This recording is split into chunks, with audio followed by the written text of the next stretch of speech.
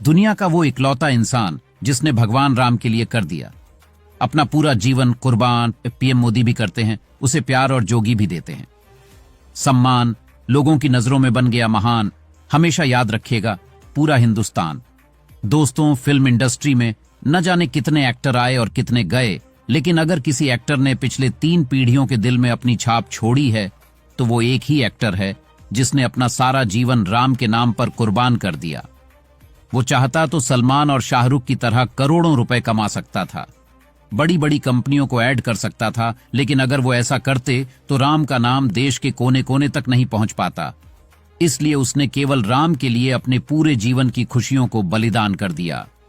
यह कहानी उस एक्टर की है जो आज केवल राम के नाम का ही पानी पीता है। उसकी रग रग में राम बसे हैं। उस एक्टर का नाम है अरुण गोविल। दोस्तों, अरुण गोविल वो इंसान हैं जिन्होंने रामायण में राम का किरदार निभाया था, लेकिन इस एक्टर ने श्री राम के लिए क्या क्या बलिदान दिए, ये बात बहुत कम लोग जानते हैं। तो चलिए आज हम आपको अरुण गोविल के बलिदान की कहानी बताते हैं। साल 1987 में जब रामानंद सागर की रामायण रिलीज हुई थी, उस वक्त लोग इस सीरियल के दीवाने थे। लोग उस दौर में इस सीरियल को देखने के लिए अपना सारा कामकाज छोड़ देते थे। जैसे ही टीवी पर राम की एंट्री होती थी, लोग हाथ जोड़कर प्रणाम करते थे। लोगों के दिल में इस किरदार की इतनी इज्जत थी कि लोग अपने जूते चप्पल घर के बाहर निकालकर इस सीरियल को देखते थे। टीवी और फिल्मों के इतिहास में इतनी इज्जत कभी भी किसी एक्टर को नहीं मिली जितनी अरुण गोविल को मिली। लेकिन अरुण गोविल के लिए ये एक परेशानी वाली बात थी, क्योंकि इस किरदार को करने के बाद उनका चेहरा लोगों के सामने किसी इंसान का नहीं बल्कि एक भगवान का हो गया था। वो जहां भी निकलते थे तो लोग उनके पैरों को छूते और उनकी आरती उतारने लगते। जब अरुण गोविल ने लोगों को इस सम्मान को देखा तो उनके अंदर भगवान राम के लिए श्रद्धा जगी और उन्होंने एक बड़ा बलिदान करने का फैसला लिया। अरुण गोविल के उस फैसले ने उन्हें हमेशा के लिए अमर कर दिया। दरअसल जिस वक्त अरुण गोविल का राम का किरदार निभा रहे थे, लोगों ने पसंद करने लगे, उनकी पहचान और देश दुनिया में होने लगी।